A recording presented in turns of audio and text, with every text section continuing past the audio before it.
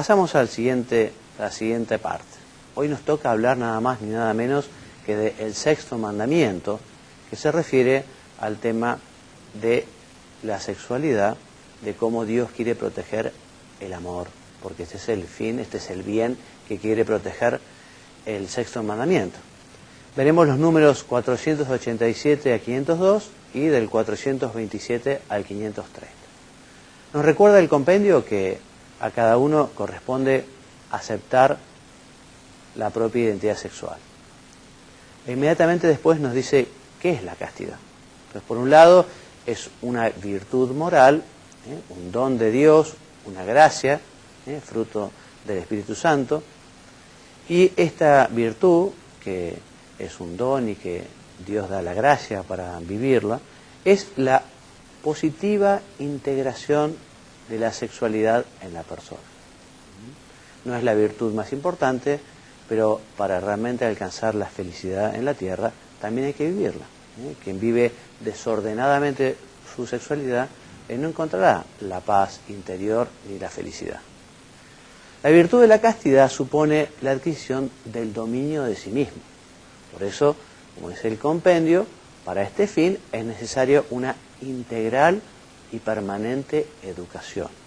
Hay que educar la inteligencia, la voluntad, el carácter. Mónica, te voy a pedir, ¿y qué medios nos invitan a vivir para realmente poder llevar adelante esta virtud? La gracia de Dios, la ayuda de los sacramentos, la oración, el conocimiento de uno mismo, la práctica de una ascesis adaptada a las diversas situaciones y el ejercicio de las virtudes morales, en particular de la virtud de la templanza, que busca que la razón sea la guía de las pasiones. Hoy hablaremos de estos temas muy rápidamente, pero estas enseñanzas son para leer y también para llevar a la oración. Esta síntesis, quizás algunos se preguntan, bueno, ¿y cómo puedo hacer yo para vivir realmente la castidad? Bueno, es una gracia de Dios, por eso hay que pedirla, en la oración, hay que buscar la ayuda de los sacramentos, de la confesión, de la Eucaristía, realmente vivir una vida de entrega, vivir la mortificación, acudir a la Santísima Virgen. O sea que los medios están y se puede vivir muy bien esta virtud. No como enseñaba Lutero, entre otras cosas decía que bueno, que era imposible vivir el sexto mandamiento, era imposible vivir la castidad. Dios no pide nada que uno no pueda hacer. Y además cuanto más difícil es lo que Dios pide, más gracia da también.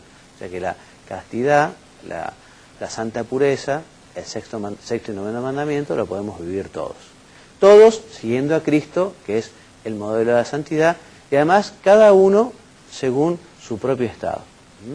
Algunos viviendo la virginidad o el celibato consagrado como eminente de dedicarse más fácilmente a Dios de todo corazón, y otros, si están casados, como dice el compendio, viviendo la castidad conyugal.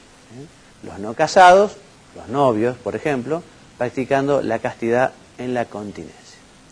Mónica, ¿y qué dice el catecismo sobre cuáles son los pecados gravemente contrarios a la castidad? Ellos son el adulterio, la masturbación, la fornicación, la pornografía, la prostitución, el estupro y los actos homosexuales. Muy bien, estos son pecados de lujuria. Y nos dice el catecismo que si se cometen con menores, estos actos son aún más graves. También nos recuerda el compendio que las autoridades civiles deben contribuir a crear un ambiente favorable para la castidad, sobre todo para proteger a los menores y los más débiles.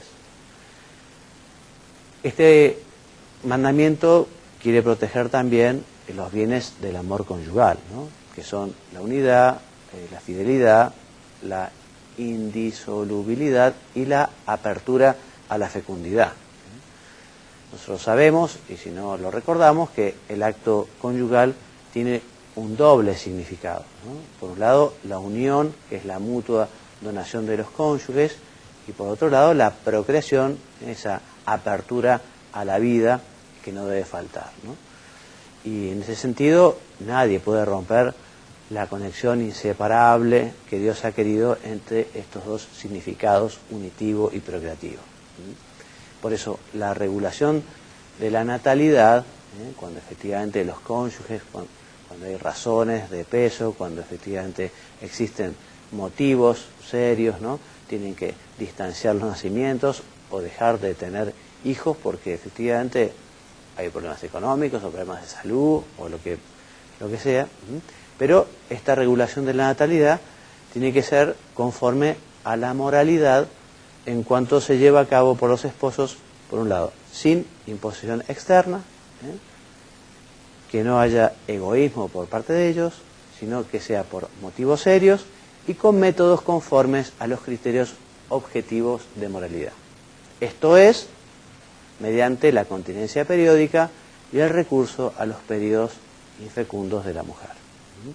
Por eso, y recordando lo que dice la Humanae Vitae, es intrínsecamente inmoral toda acción, Mónica, como por ejemplo la esterilización directa o la contracepción, que en previsión del acto conyugal o en su realización o en el desarrollo de sus consecuencias naturales se proponga como fin o como medio impedir la procreación. Muy bien. También son inmorales la inseminación y la fecundación artificial, porque se está disociando justamente este aspecto unitivo y procreativo que es indispensable que exista en la unión conyugal. Además, si la inseminación es heteróloga, o sea, si entra un tercero, digamos, también se está lesionando el derecho del hijo a nacer de un padre y de una madre conocidas por él. El catecismo, el compendio, el catecismo también, nos recuerda que el hijo es un don para la familia, un don para los cónyuges, un don para el matrimonio, y es el don más grande que puede dar Dios, ¿no? Pero no existe, y vamos a ver si lo podemos explicar, un derecho así subrayado a tener hijos. Un derecho en el sentido de sea como sea y con cualquier medio, ¿no? En cambio sí existe el derecho del hijo a ser fruto del acto conyugal de sus padres. Y también el derecho a ser respetado como persona desde el momento de su concepción. Por eso, cuando el don del hijo no les es concedido, los cónyuges pueden mostrar su generosidad mediante la tutela o la adopción, o bien realizando servicios significativos en beneficio del prójimo. Esto lo estamos diciendo con motivo de que habíamos afirmado que la inseminación o la fecundación in vitro, por ejemplo, que además habitualmente la fecundación in vitro también es inmoral porque suele haber abortos, porque se desprecian o se desechan aquellos embriones fecundados, digamos, aquellos porque no son viables, o se toman quizá los que sean más fuertes para implantarlos y los demás se dejan de lado, ¿no? Entonces, no hay un derecho absoluto, hay que hacer las cosas como Dios lo ha previsto, como Dios manda, ¿no? Entonces, y son ofensas a la dignidad del matrimonio las siguientes, dice el compendio: el adulterio, el divorcio, la poligamia, el incesto, la unión libre, el acto sexual antes o fuera del matrimonio. Muy bien. Y de este tema, la verdad, sexto mandamiento, hay mucho para comentar, ¿no? Yo les recomiendo que padres y catequistas lean con detenimiento, además del compendio, el catecismo de Juan Pablo II, que también está muy bien explicado y es sencillo de entender.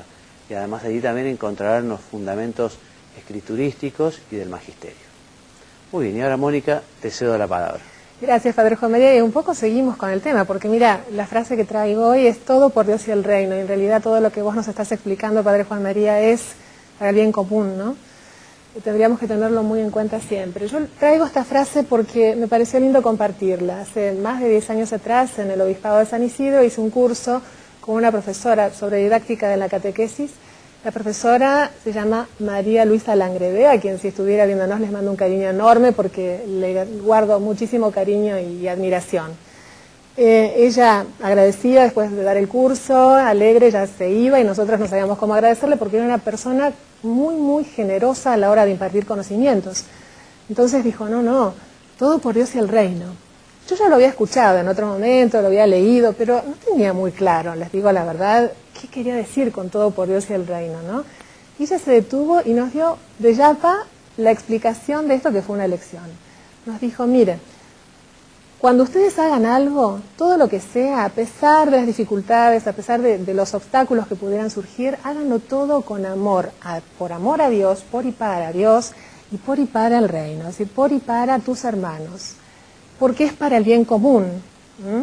Y si pasamos si me acompañás, Padre Juan María, mira, ahí encontré esa imagen que se las quiero explicar, pero en 2 semanas, porque ya tenemos el tema de la semana que viene también. Ahí vemos un hombre que está haciendo un esfuerzo, ¿no? Es lo que tenemos que hacer cada uno, cumplir nuestra misión en catequesis también, por ejemplo. Bueno, la catequesis es cristocéntrica, que la vida también lo sea, que tengamos a Cristo en el medio y que hagamos por amor a Él y a nuestros hermanos lo que tengamos que hacer, cumplamos la misión con alegría, con amor y confiando siempre en Dios. Muy bien, Mónica, muchísimas gracias